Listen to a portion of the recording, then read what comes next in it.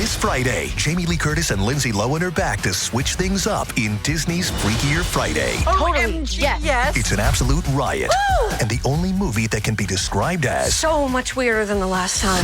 What last time? it's the frequel You ready? we've been waiting for. That absolutely slays. What deeply out of touch old person came up with that? You did. Wow. Don't miss the comedy event of the summer for all ages. Disney's Freakier Friday in theaters this Friday. Get tickets now. Rated PG. Parental guidance suggested. This episode is brought to you by LifeLock. Between two-factor authentication, strong passwords, and a VPN, you try to be in control of how your info is protected. But many other places also have it, and they might not be as careful.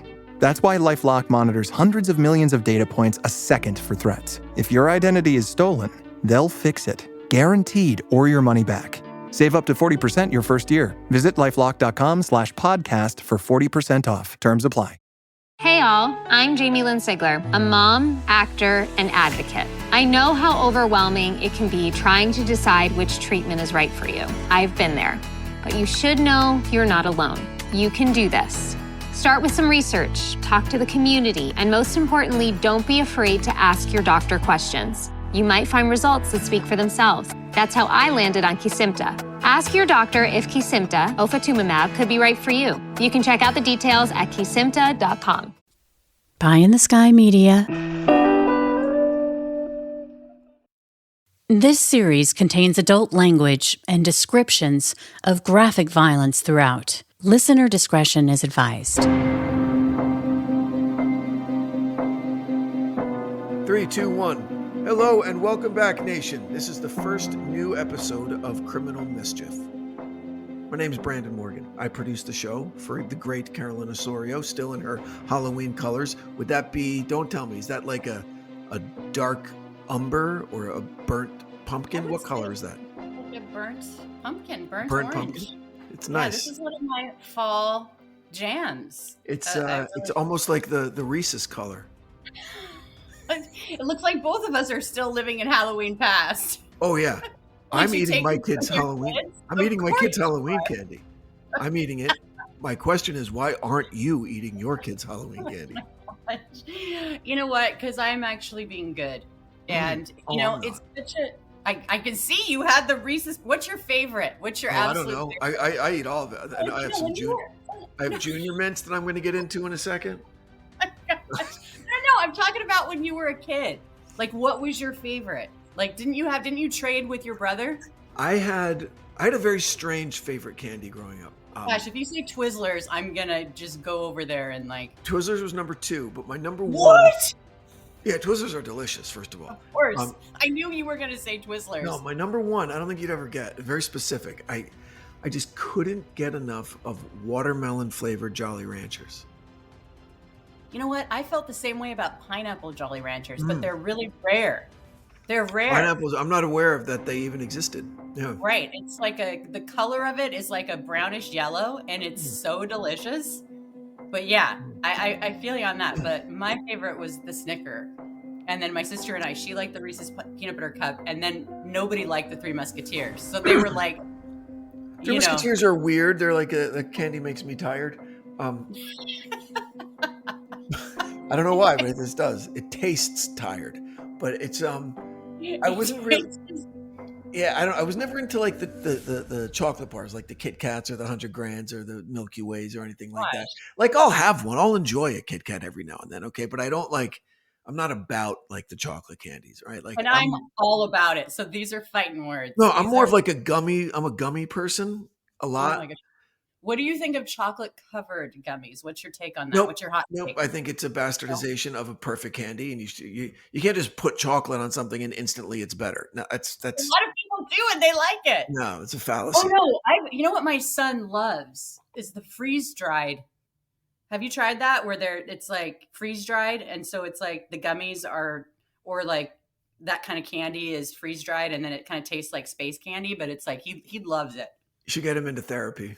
But You've never even tried it before. How can you say you don't like it? you Come don't on. need to improve on something like a Haribo gummy bear. You don't have to. It's perfect.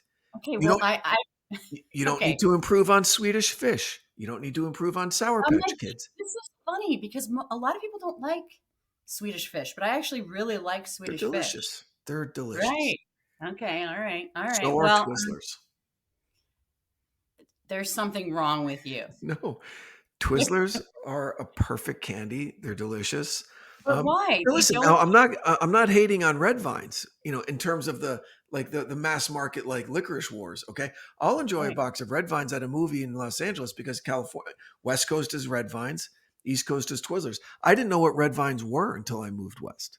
I didn't know that Twizzlers were an East Coast thing. Oh yeah.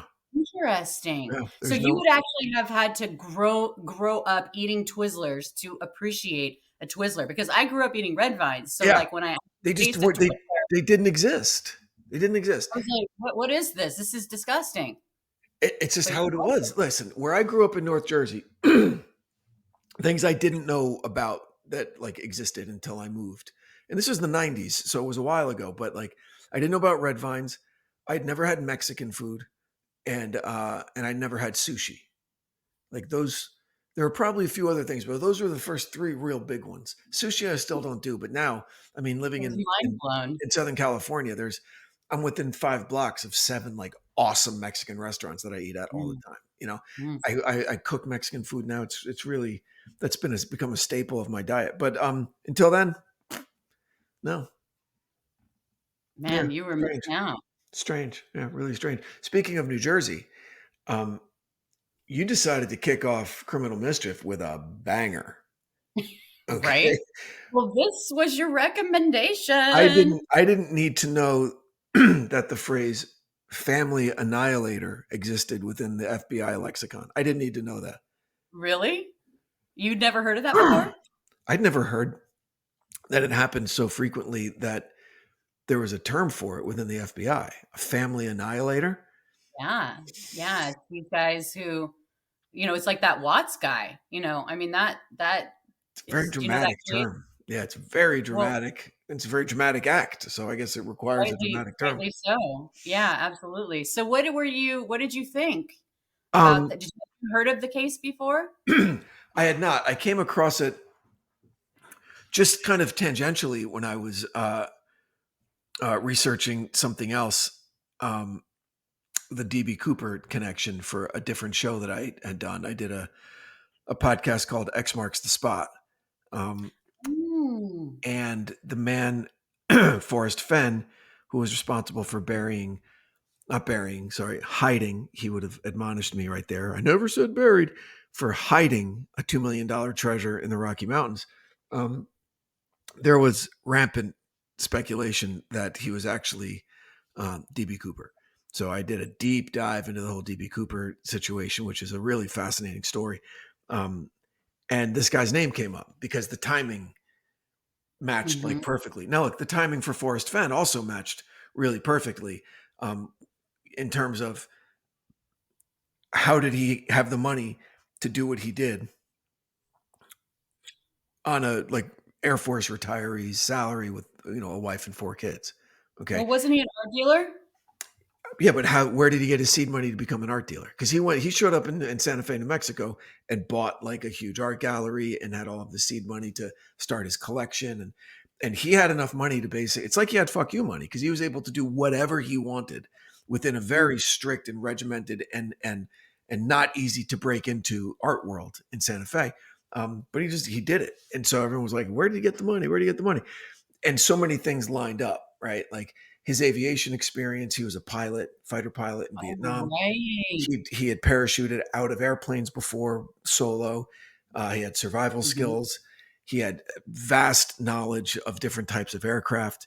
And the aircraft that DB Cooper hijacked was the only commercial aircraft twin engine jet aircraft at the time that had an aft staircase, like right at the tail of the plane. Right. Yes. Tail. Have you seen that image of that and then him flying off? Yeah. Have you seen that cartoon?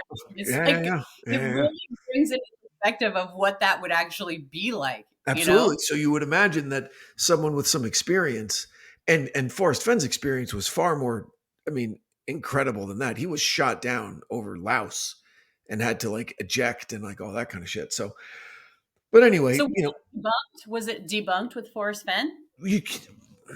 he didn't admit it before he died, and if his family knows, they're not saying anything. But it's one of those enduring, myths in American pop culture where we'll never know.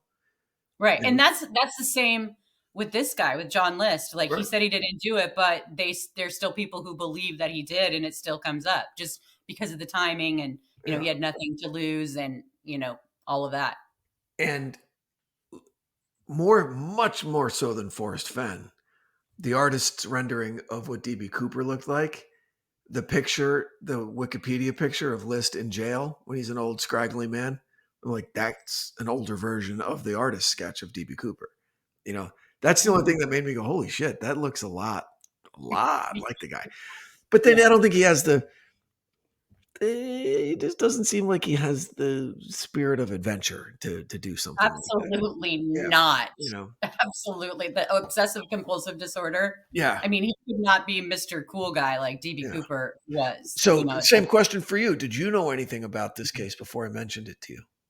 I had watched The Watcher, which was a popular show on Netflix that was great. And so I know that wasn't, it was kind of an idea based on the John List situation, but I didn't know tons about it, so and it's hard, it's all the cases to cover are hard, but when a father annihilates his entire family, it's just the trust and the misplaced trust. I mean, it's just it's just horrendous, I could sense that. It was weird. I really enjoyed the way that you laid this story out, because you laid it out very clinically, as if you had kind of assumed some of the attributes of this guy's personality, because you laid it out very in a regimented, kind of compartmentalized way.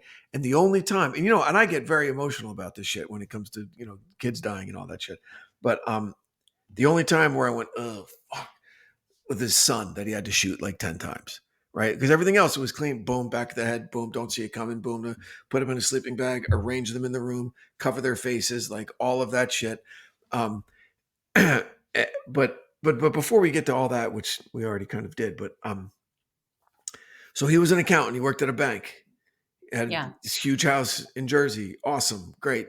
What's weird about that house is that I was surprised that for how regimented he was and how risk averse he seemed, he then is underwater and goes crazy and buys this really expensive house that they could not afford. And I guess, they couldn't, I mean, it just seems out of character for him, I mean, that's what risk takers do.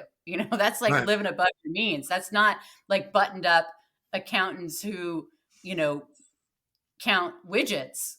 You know what I mean? No, and So maybe he knew that the Tiffany glass was like an investment piece or something. Like, who knows? But I what agree. I found out, and I don't know if this is true, is that if he would have just sold that Tiffany, it was so $100,000 back in the day was like $700,000. So that would have wiped out all of his debt. But I think that keeping up appearances, keeping up with the Joneses was so important to him, was so vital. It was everything to him that he would rather murder his entire family than be ashamed of not being a provider. So weird. It's so weird because what? Like, if he sold the glass, people in town would know, oh, he sold the glass, he must be broke. Yeah, I mean, move. Sell the weird. glass. And I get having this vision of wanting to buy. I love diamonds in the rough, buying some property and totally redoing it and making it really cool, and maybe putting too much money into it that you don't have. But then, I mean, it's just kind of the spirit of the American dream if you can do it, right? But this just seems out of whack. That it's almost gross for this family with just 3 kids, and then they've got the mom living upstairs, and they have this huge palatial mansion, 18 or 19 rooms and a ballroom. It just doesn't track, but it obviously did. So he was very ego driven. right? I think that when you look at things behind the scenes like that and really analyze it, but on the surface, I don't think that it was apparent because he was very mild mannered. But right, like, but he was afraid. He didn't tell his wife that he got fired. He was going to the train station every day and reading the paper right. when he was supposed to Yeah. be at work. And so it was very strange movie comparison here. But did you ever see The Full Monty? Remember that movie, The Full Monty? Yes, I do, but I don't remember. I remember liking it, but I don't remember everything about it. Tell me. First of all, Was it like terrific. mid-90s or something? Yeah, just a terrific movie. It's about 4 guys or 5 guys, whatever, in a really kind of financially depressed UK. Oh, right. And they Right. they're going to dance nude, okay, Mm. for a one Mhm. night like all male review to try and sell out this club to make a bunch of money in one night. And so it's all just these kind of misfit ragtag guys. One guy's like a grifter, another guy's an out of work like waiter or whatever. But then the older guy who's like a professional, like reminded me of List, right? A really buttoned up like accountant, very, very similar to List. He loses his job, which is why he's doing this dance thing. So when he tells his wife he's going to work, he's actually going to rehearsal and he's just trying to get to the show so he can get the money or like get another job. Okay. Mm-hmm. And there's a great scene. Where his wife finds out because someone makes a mistake and mentions it to his wife. And he like breaks down and he's so mad at the guy. He's like, she didn't have to know. She didn't have to know that I got fired. I could have taken a loan from the new company. I could have gotten an advance of my first paycheck. And she never, like, he was so scared of his wife finding out that he was a failure, He didn't then go and fucking kill everybody. He's just like, oh, yeah, my wife left me. And now I have my new friends and I'm going to go dance naked and see what happens. And it was a great movie. But so it reminded me of that. And then, but I think that's the ultimate vulnerability. I mean, I just showed you my recording equipment and you were making fun of me because the audio was so terrible in this. And I totally apologize to everybody listening. Wrong. It wasn't, I wouldn't classify it as recording equipment, first of all. Okay, stop. Because I know you're going to win and I can't allow you to win. Okay. The point that I'm trying to make is that you need to feel safe when you were telling somebody something, when you're revealing something. And clearly the partner that he was with and the situation that he was in, he did not feel, and I'm not putting this on his family at all. I'm just saying maybe this would have changed had he done the full Monty, had he had friends that he could go and talk to and share and dance and all that with. And he was just in his own head. He's responsible for 6 people, 4 kids, a syphilis afflicted wife, right? And his mom up on the 3rd floor. What the fuck is an 85-year-old doing on the 3rd floor? You know what? Because she can't come down the stairs, so they never have to deal with her. That's why you put someone on the 3rd floor. So he was dealing with a lot of shit. And he didn't deal with it well. And he didn't deal with it well. Yeah. You think so? It's interesting because it's like, just sell the house. But appearances, right? To not just his wife, to his kids, to his mom, to the town, to everybody. So the other thing that it reminded me of is when I was my first year out of high school, one of my best friends was a year below me in high school. His name's Steve Farrell. Great kid. He lives in Baltimore now. His wife and his son. And so we were really, really good friends. And he was friends with my older brother as well. And so that summer, his parents were like, you have to go get a summer job. He goes, I will. I'm going to go get a job. So we didn't know this. Okay. We didn't know that he'd promised his parents he was getting a job. He just showed up at our house every morning and he'd have breakfast with us. And then he'd sit in the living room with my brother and they'd play Tetris for like 8 hours. Okay. Because my brother was home from college and just didn't want to do anything. Oh my gosh, your brother was in college and he was playing Tetris? Yeah, and then college didn't last long for my brother. And then after like almost 5 weeks of this, my mom just asked Steve, what's going on? We love you and you're welcome here all the time, but like, don't you want to go do anything for the summer? He goes, oh no, Miss Morgan, my parents think about looking for a job, so I can't go home. I gotta be here. And my mom was like, what the fuck are you talking? You go get a job. He goes, oh, come on. So it's a much more benign version of this, but this kind of like, I'm afraid to tell people the truth. I don't want to, or I'm unable to do what is expected of me. So instead, I'm going to live a lie to varying degrees. Well, and that's what's interesting about the bust that was created. And it wasn't just based on looking at other pictures and looking at his parents, but it was also the psychological. That freaked me out. I made a note about that. I was like, this artist isn't really, what did I write? He's not just an artist. He's, what did I say? I don't even remember.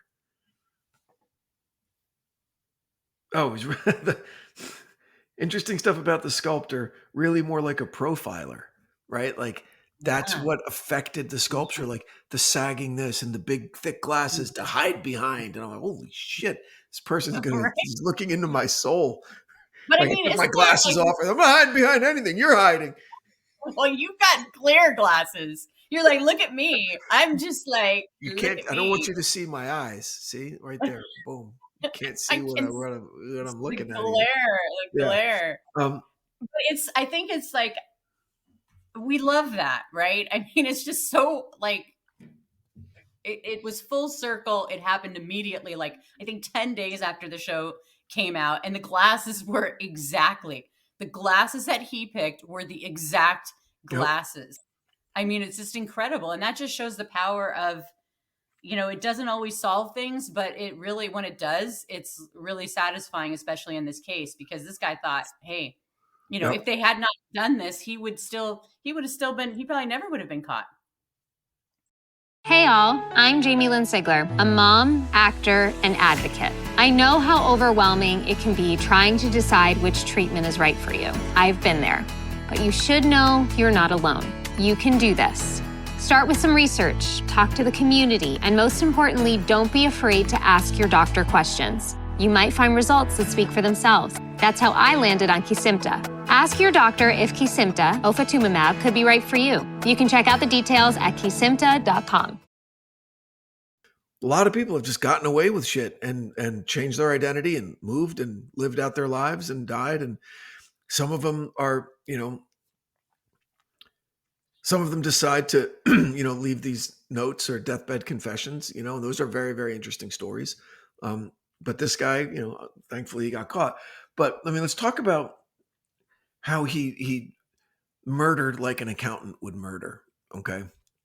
Mm-hmm. Very, very well thought out, cold, calculating. And did you hear the judge? The judge, is wants to be a writer. Coldly calculating, cunningly conceive and carry out a cowardly. I mean, all that alliteration. The judge was really happy when he wrote that opinion. You know that, right? The judge was like, fuck yeah, nailed it. Dismount. Hey, you're welcome, Jerry. Yeah. But this guy, so List left the lights on, left music playing, turned the AC all the way up to slow the decomp, I didn't get the lights part. I wondered if that was a mistake. Maybe. I don't know. I mean, because that's what I'm saying. That might have been like because that was one of the things. Like, why would these lights be on? He probably thought that the light bulbs would last longer than they did. But normally, if you see lights on, you're like, oh, someone's home, everything's cool, and you leave the house alone. Right, but they were all supposed to be on vacation, so it's like that's a problem. That's the other thing. He let everybody know, don't worry if you don't see us for a month. So no one even thought about it for a month, Right. Really but I'm smart. just saying, I think he overlooked the lights thing. I think he overlooked it, Yeah. And then the fact that he murders all of them and then stays the night and sleeps. Yeah. Well, for a lot of this, reading his letter, the explanation, unfortunately, could be because Jesus, right? Yeah. Because listen, I mean, it was encapsulated really well. You had a line where you, I don't think I wrote it down specifically. All right, there it is. Yep. Since he did what he did, he guaranteed that his family would go to heaven, didn't allow his daughter to become a filthy actress, right?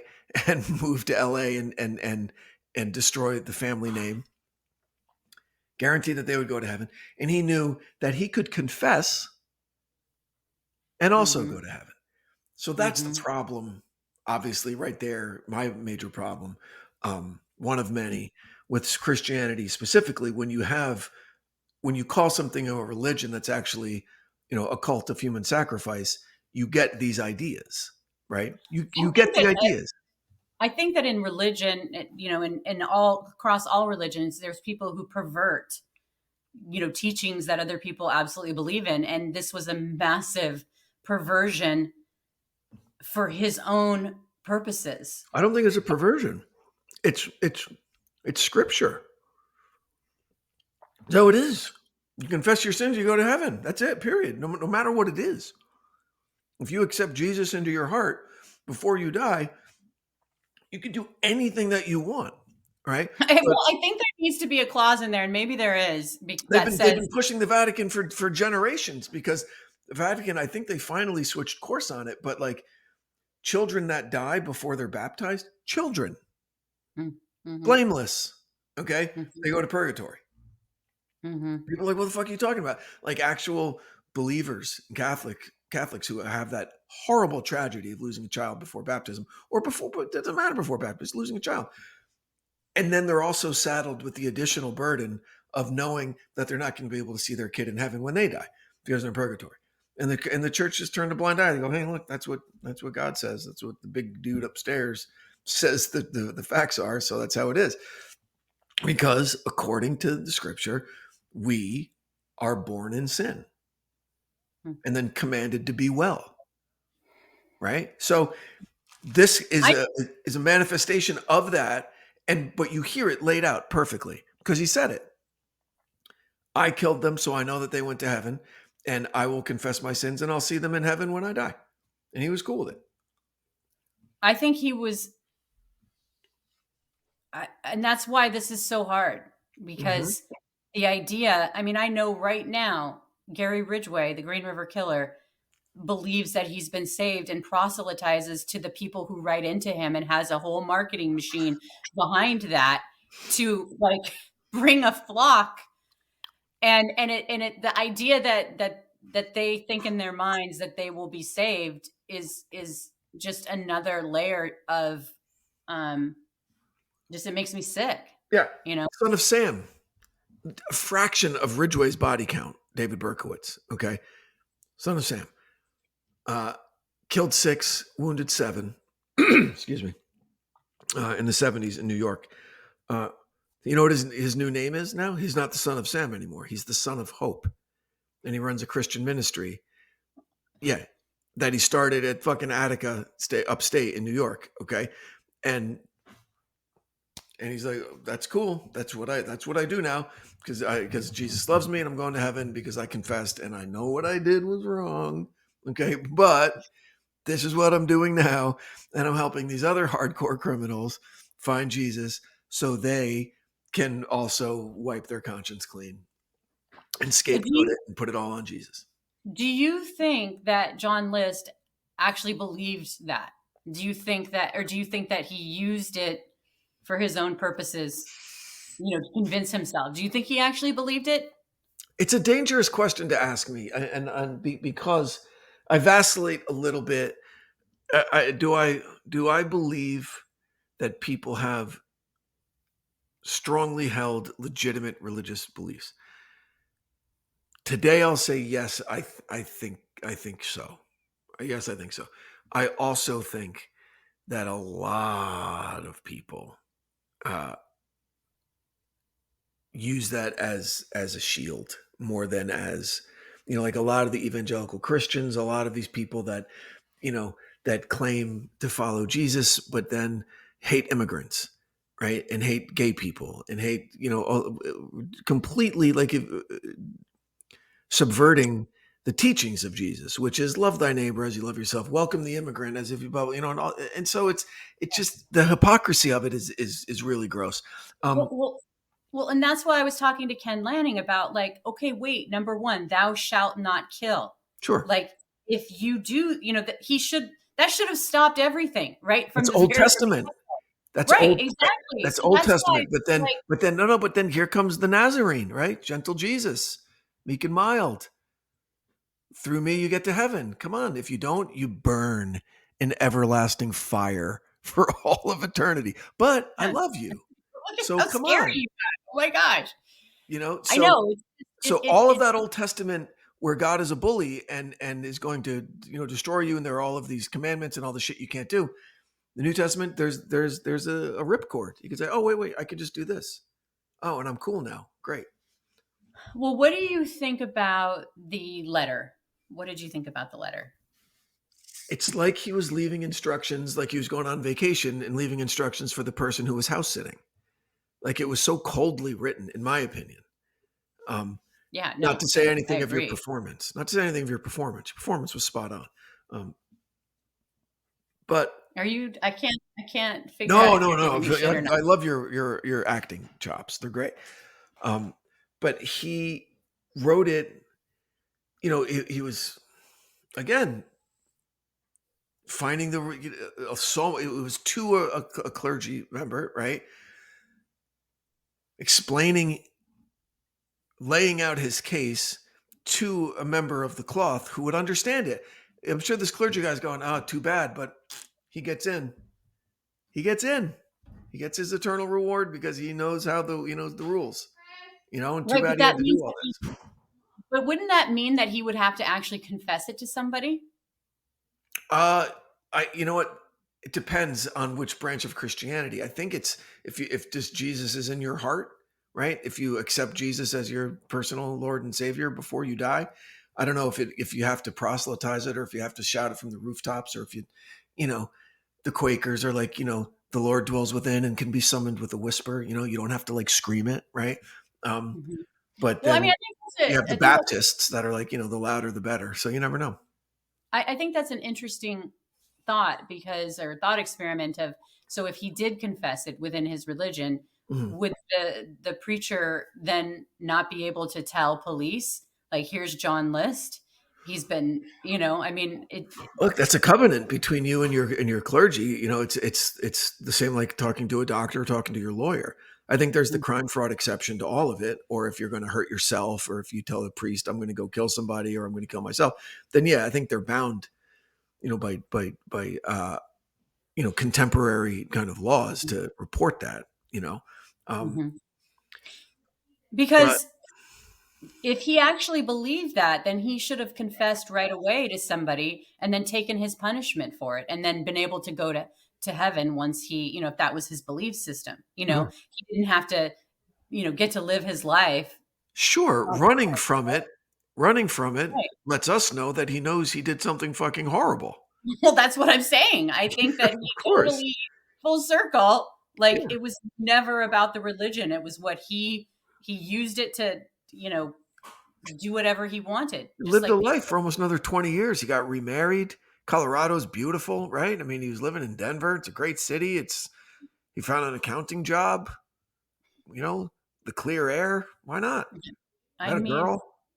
I just, like, he could have just walked away. We always talk about this, and it's like, just walk away. Yeah. And I know. And I missed something, and I felt like a moron. So when all of the pictures of himself that he cut out of all the pictures in the house, I was like, what is he doing? Is he going to go make does he need them for like fake IDs? That's where my head went. Because I had so many fake IDs before I turned 21, right? You need a picture that looks old, whatever. But did he really have someone who was like 5'1"? And I'm like, here. This is me. It worked. No, I don't think I was like that. Mine never worked.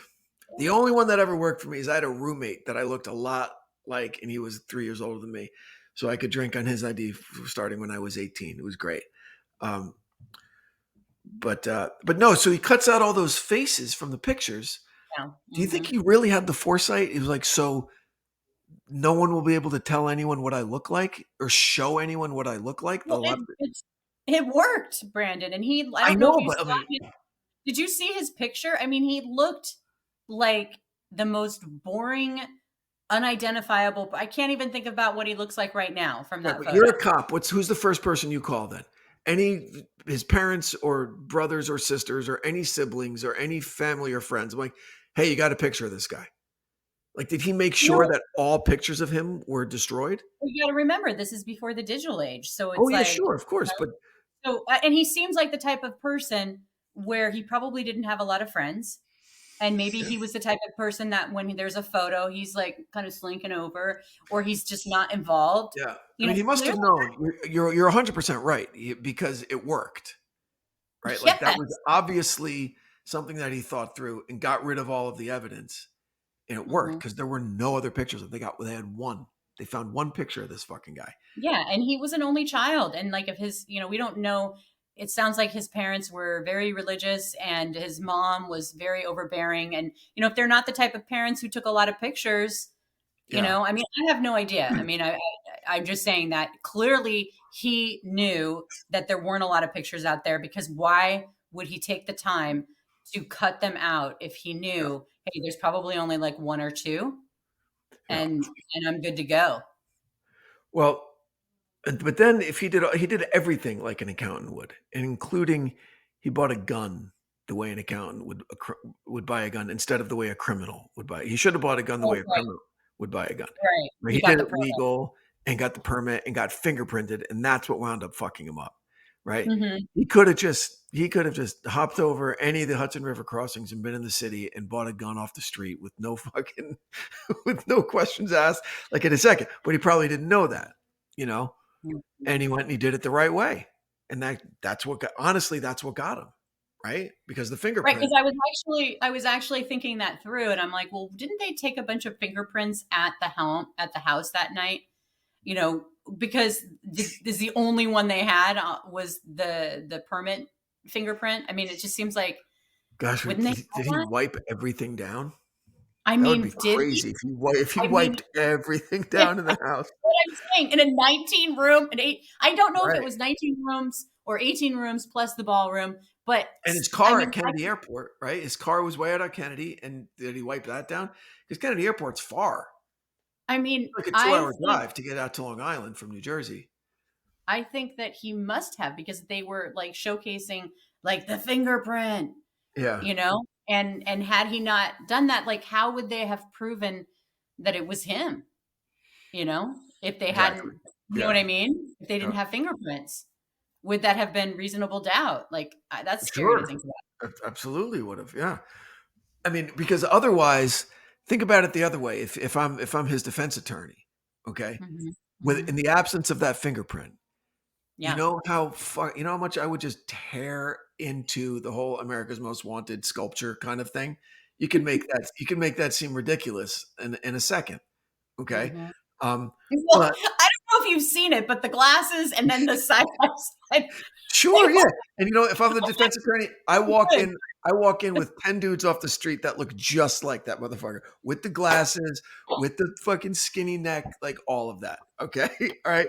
You could do it, but that's why you need the corroborating evidence. Is this like another fantasy of you being a defense attorney with karate and gosh, karate defense attorney. That's and like everybody looking at you and just like, oh, he did it again. That guy knows karate, and he's a kick-ass attorney. Yes, he defends. Man. And here would be the hook in every episode. Right before the jury comes back, I tell the defense attorney, I'll fight you for it. And they know not to, because I know karate. Trick. There's a billboard with you like floating on a cloud. No, there's me doing a front kick. Right? Okay, yeah. But the Zen part about it is a big deal. With a briefcase and like in my karate outfit. Oh my gosh! I'll fight for you. Yeah. It'd be a great show. Have fun with that. Be a great show. Wow. Yeah, I mean, I think that it would be interesting to. That would have been interesting if they didn't have any other fingerprints. It just really would show his. I mean, I still think he would have been convicted, but because of the scar and, Sure. Yeah. There was a lot of other evidence, but and is there a better idea for, speaking of stupid ideas for television shows, a really great idea? America's Most Wanted? Are you fucking kidding me?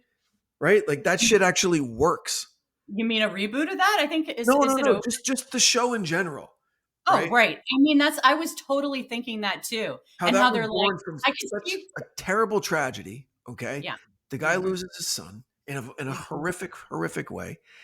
And he turns all of that simmering fucking anger into, I'm just going to catch as many of these motherfuckers as I can.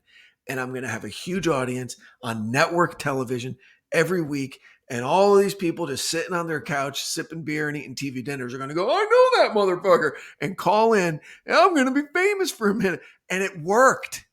It worked. Well, and we know that we're going to be having an announcement pretty soon about a reward and a call-in. So that's kind of a tease that I couldn't resist. But no, it's true. I didn't even yeah, think about it that way. When you think about a show like that, and here's the thing, the genius thing about it is that at first, I'm sure the producers were like, it's a really old case, because it was the oldest case they'd ever covered. Yeah. And we don't have any photos, because they're thinking, okay, how can we stretch this out into an exciting segment, and then somebody's like, right, we're gonna add a sculpture. A forensic sculpture artist is gonna come in and blow your mind with the glasses and the scar and the loose jowl and all that kind of stringy fucking hair, weird looking dude at the end there. But they got him. It worked. His neighbor in Denver, the woman that introduced him to his wife, right? Yes. Jesus. Yes. Yeah. What if he's watching TV with his wife that night? Put me in that room. If List is watching TV and his wife's going, hold on a second. Would you actually want to be a fly on the wall in that room? I would. I totally would. Oh my God. To be one or to be anyone who's profiled on America's Most Wanted and then realize that they made the show. Right? Like how scary. First of all, I'd be like, oh, okay, that's a level of criminality. Yeah, it's a pretty high level of criminality. Like you've arrived, you've made it, but then you've got to go like deep underground, right? And wonder who's going to give you up. So he had lived in Denver, and then recently they had moved to Virginia.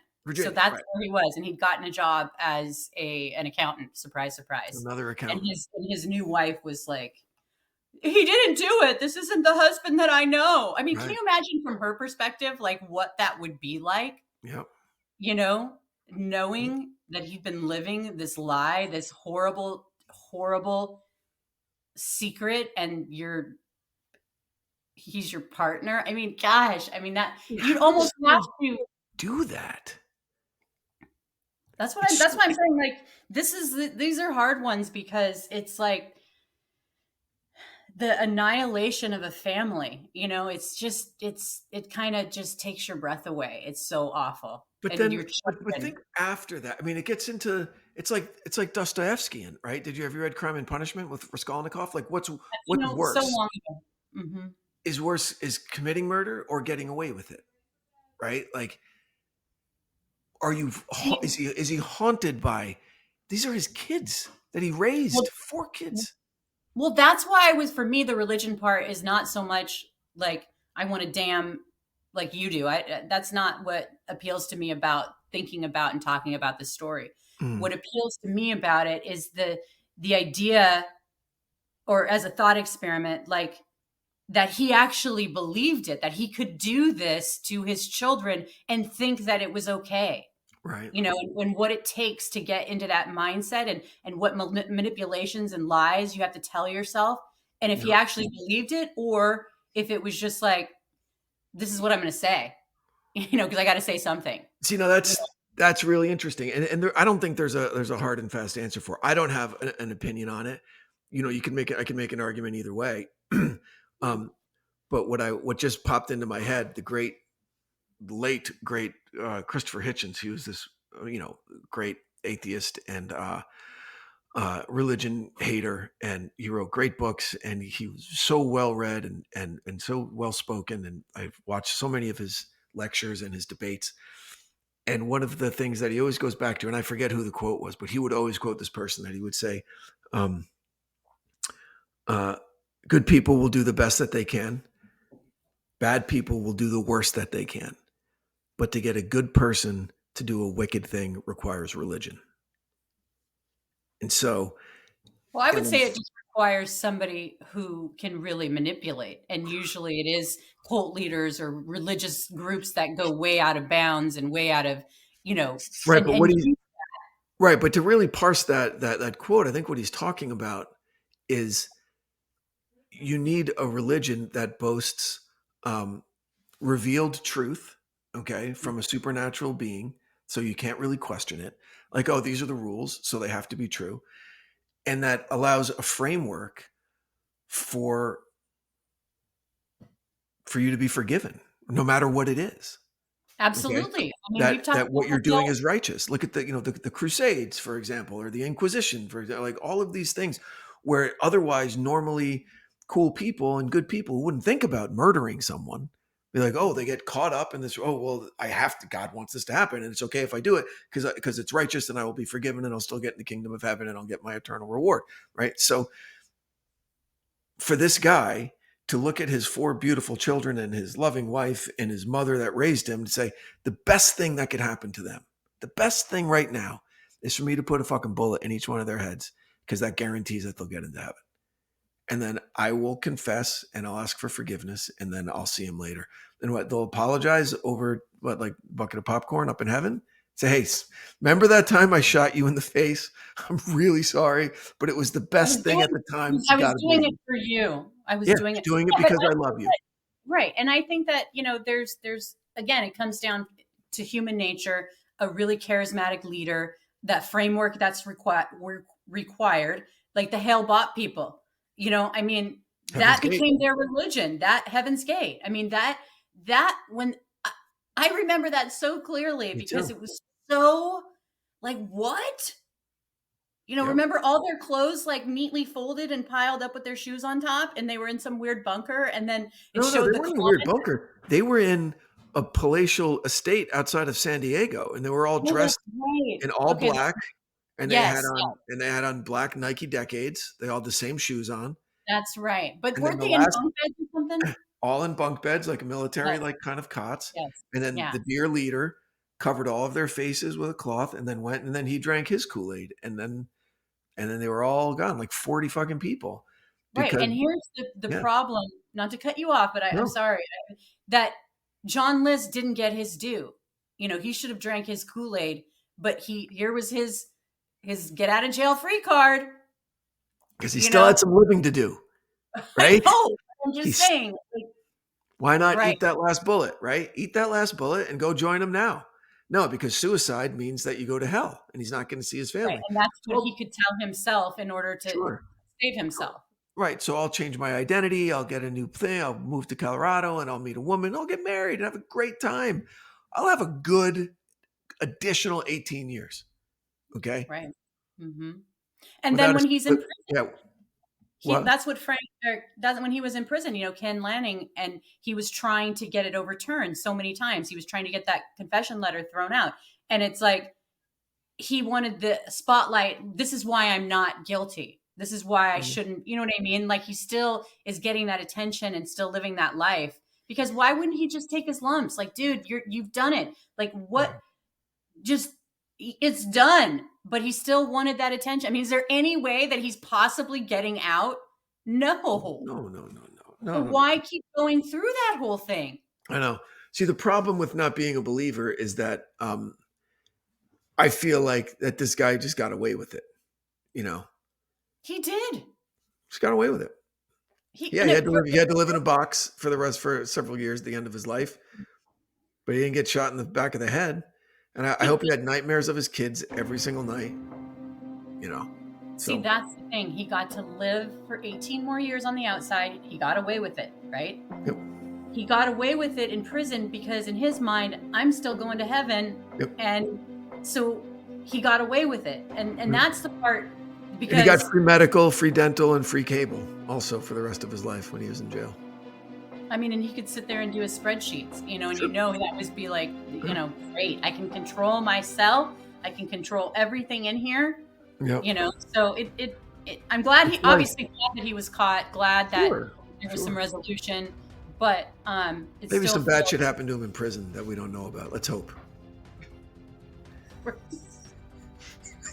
That's what I hope. Mm-hmm. Unless he like Andy Dufresne that shit and became like the accountant for like the warden, you know? Oh, why did you have to bring that? Totally happened, right? I bet it did. I bet it totally fucking happened. Oh, I believe it. Like, hey, the old man's gonna help me out with my taxes. I mean, yeah. Oh Christ. Well, anyway, like I said, you started off Criminal Mischief with a banger. Well done. Thank you very much. Thank you everybody for listening. Welcome to Criminal Mischief. This is the first of what we hope to be a really long and fruitful and wonderful show filled with stirring and intriguing content. Makes you think, makes you laugh, and makes you keep coming back. So please consider supporting the great companies that support our show. We couldn't be doing this without them. And hop on over to Apple and rate us, review us, share with your friends. It helps more than you know. Carolyn, great job. Anything you'd like to add? I'm Carolyn Osorio with Branden Morgan, and we will see you next time. Thanks, everybody. From Cloud 10, Criminal Mischief is a pie-in-the-sky production recorded in the beautiful Pacific Northwest. We're produced by Branden Morgan and myself. Music by Soundstripe. I'm Carolyn Osorio, your writer and host.